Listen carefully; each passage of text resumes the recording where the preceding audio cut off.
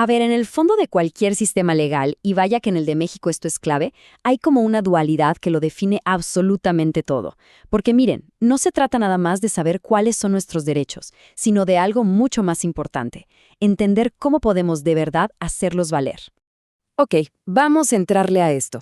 Imaginemos que la justicia tiene dos caras, ¿sí? Por un lado está lo que llamamos el qué. Esto es, pues, el cuerpo de la ley, las normas que nos dicen qué se puede y qué no se puede hacer. Y luego, por el otro lado, tenemos el cómo. Y este es el camino, o sea, el proceso que hay que seguir para que esos derechos no se queden solo en el papel. Bueno, y como se imaginarán, estos dos conceptos, el qué y el cómo, tienen sus nombres técnicos en el mundo del derecho. Hablamos del derecho sustantivo y el derecho adjetivo. Y créanme, entender esta diferencia es la llave maestra para cachar cómo funciona la justicia en la vida real, en nuestro día a día. Vamos a empezar con el derecho sustantivo. Piénsenlo así. Este es el qué de la ley, el mero fondo del asunto, la sustancia. Es la ley que nos dice, por ejemplo, qué es un contrato válido, qué se considera un delito o a quién le toca una herencia. Básicamente son las reglas que definen nuestras relaciones legales. Y en México, esto lo vemos por todos lados, ¿eh? Por ejemplo, el Código Civil, que se mete en todo, desde un matrimonio hasta un simple contrato de renta. O el Código Penal, que es el que dice, esto es un crimen. Ni hablar de la Ley Federal del Trabajo, que busca proteger nuestras condiciones laborales. O sea, son las reglas del juego de nuestra sociedad. Pero ojo, aquí viene el gran pero.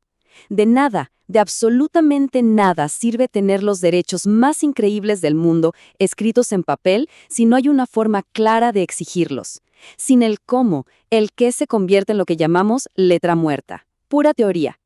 Y es justo ahí donde entra el derecho adjetivo, que también se le conoce como derecho procesal.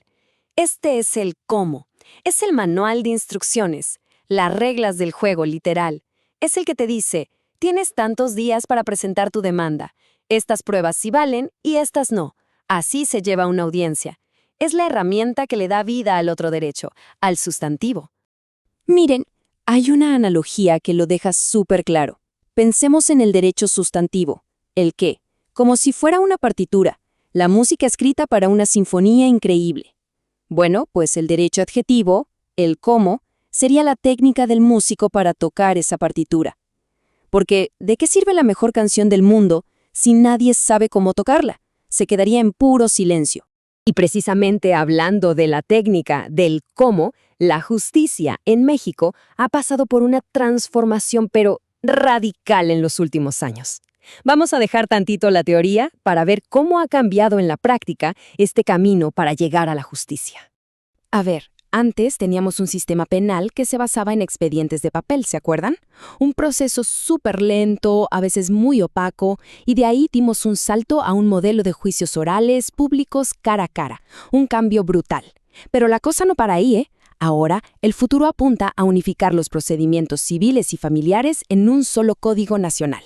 La idea es tener un solo camino para todos.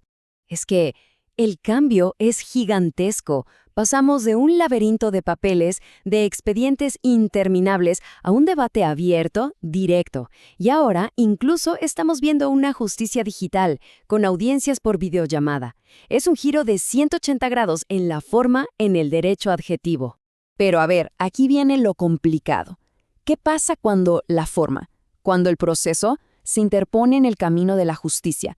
Porque a veces seguir las reglas del juego de manera súper estricta puede llevar a resultados que no se sienten del todo justos, ¿no? Y este es un punto crucial, ¿eh? Es totalmente posible tener toda la razón del mundo, que el derecho sustantivo te dé la victoria, y aún así perder un caso por un detallito técnico. Imagínense, presentar una prueba clave un día después de la fecha límite. ¡Pum! Un error en el cómo puede tirar por la borda todo el qué. Así de simple y así de brutal. Por suerte, el sistema tiene una especie de red de seguridad. Y aquí es donde entran los derechos humanos y, claro, las interpretaciones de la Suprema Corte. Ellos juegan un papel importantísimo para decir, oigan, un momento, las formalidades del proceso no pueden ser un muro que impida el acceso a la justicia. Se trata de buscar un equilibrio, ¿saben? Y con esto llegamos al mero meollo del asunto. ¿Por qué es tan, pero tan importante entender esta división? Bueno, pues porque el buen funcionamiento de estos dos mundos, del qué y del cómo, es simplemente esencial para la salud de una democracia. Al final, todo se puede resumir en algo muy sencillo. El derecho sustantivo nos da la paz de saber qué es nuestro y qué no, pero es el derecho objetivo el que nos da la seguridad de que existe una manera de defenderlo. Uno, digamos, es la promesa, y el otro es la garantía de que esa promesa se puede cumplir. Y así cerramos esta reflexión. La próxima vez que hablemos de justicia, recordemos que no se trata solo de un montón de leyes, sino también, y quizá más importante, de un camino que se tiene que recorrer. Y la pregunta que queda flotando en el aire es fuerte.